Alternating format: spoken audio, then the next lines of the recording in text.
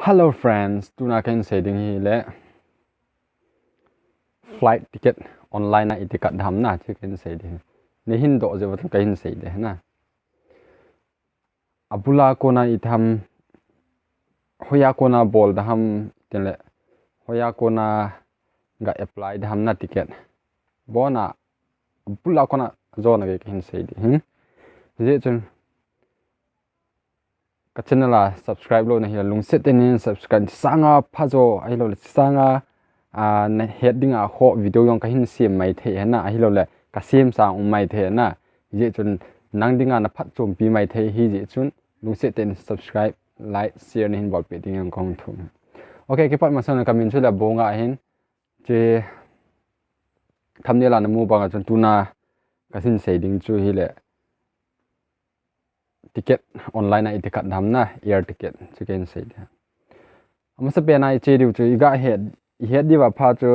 ticket hi adang danga apps dang ko na kat the na example la Indigo air apps ma hin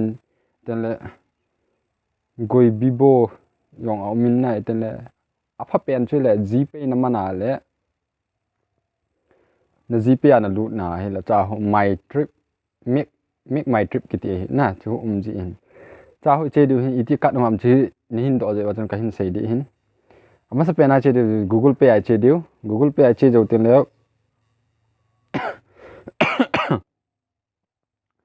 cha he my make my trip kiti ji in hi lo le bus na red bus kiti bus na kat no na kat the air ticket no na kat the railway na kat the na ai ma chu cha he make my trip ma hi chi a le atam joy air lang hello car na ti ha ti ho ai khat itham hoi lai muna che na ding ham chu trip ma dinga ga ki khat the na tabang ma sa pe na chu che diu che hi le cha screen na kan pe din make my trip my loot diu Google Pay loot jo te make my trip my loot diu loot jo te tia he den cha he kan pe na my make my trip ki ten cha flight min cab min bus min cha he na dei pen ki ka de tu a chu air an hin ti ji chun air hi che diu flight na hi che diu one way min round trip min multi city min cha hoya che diu one way a che diu ama sabana from hoya ko na che dham example la Guwahati hama ko na hoilai mun dang che di hele achung pena from a Guwahati hello Nagaland sunga Dimapur he Dimapura ko na hoilang na su the hin tabanga chu from a he na che nakipat na ko nakipat na ding mun chu na su ding ta tu cha he example la Mumbai ham ai le Manipur Infal ham ka che dinga la ka su de na ken cha he ga suning ka ding zo te le lai na click ten na pe zo ten le a sut na umin tin ken Guwahati tu Aizawl ka tin na sut chai ten le chun cha he ahung in ke din dual travel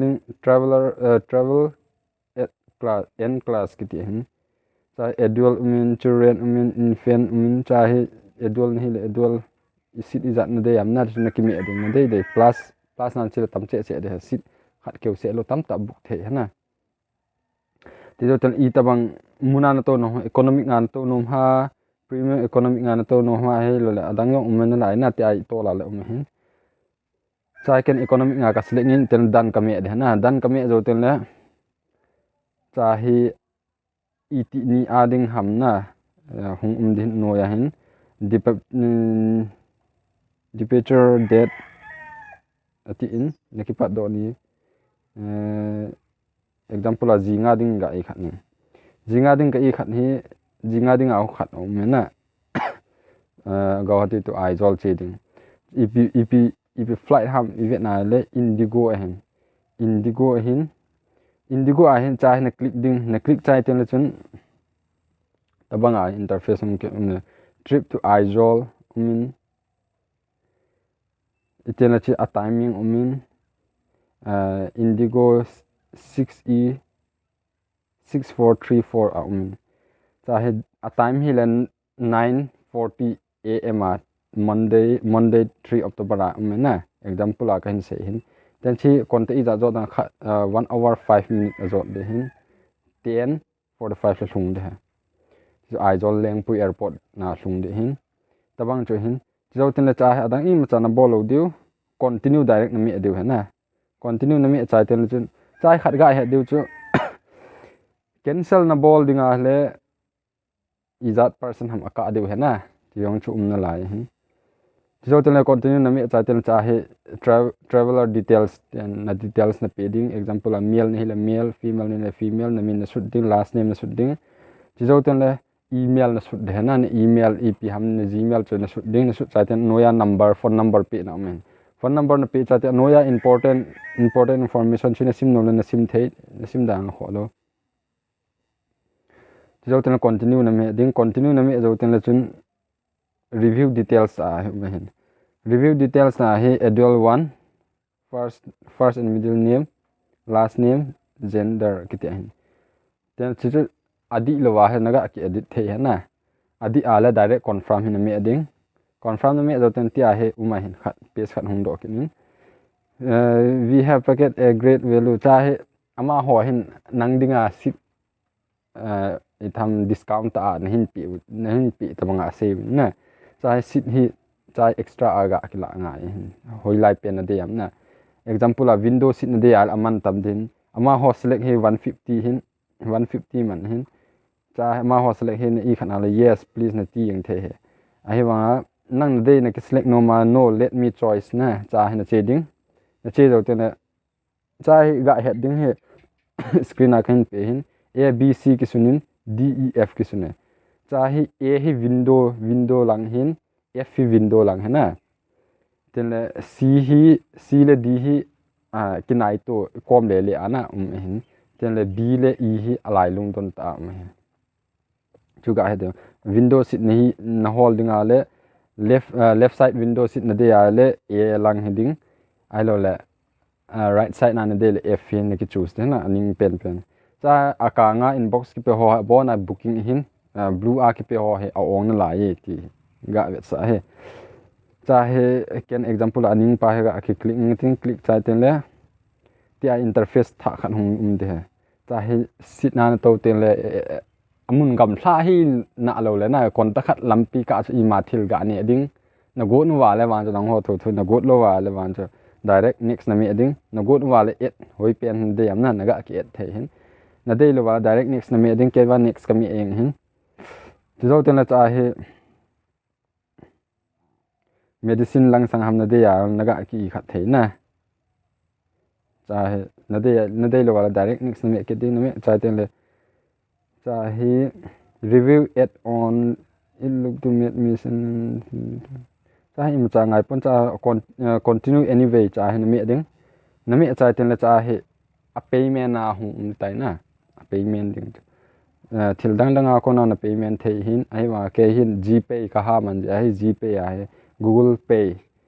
with google pay ki ti han che safe la secure ha na pha ka sa ai ken ke dinga nang ho dinga wan chi ta bang phone pay na man ngom te paytm mang yo na mai the ke man google pay he masa ko na kaman dang hi kaman be se lo hin cha he ka click de cha ko na he ka hin vet sa thei lo de ipj am te la cha he google in so bol dinga phal lo he na cho iga he de he cha ko na dang hi im cha hi pon sum gpay ham alo le phone pay a mi sum na ga thot banga hon thot tho de bo hi tai na cha hi adang im cha boy na pon in vet sa di ka tin hi wanga chun screenshot non che lo na screen recording ka bol on le black hi eng tai hi a chun chena boy inga de hin inga a hi chu screen a kain pi hi chena inga de ma kain sei tho le na chi google pay a na mi chai ten le chun a barcode ham number ham na ma ho a chi online naga apply na chu ticket na ka na pa chu sum na pi ngai na pi na chu chi ngai hin chi na pi jai ten le ama ho sum i khan sum na pi na ding number ham i ham khan hung ki ji in te cha chu sum tu a recharge gpay ham phone pay lo le paytm ho a sum ki thot ma na thot ngai na thot chai ten le chun alut te sum alut lo na het din alut te le chun na Gmail na pi na chu alo na number na pi na chu a hin phone ham alo information na hin pi na alo PDF na hin send diu he ticket PDF chuna chu nin send din navet no ma hi yong le apps adanga check na oma hin na chong chuna de wal ka hin sei the chen chu hin tin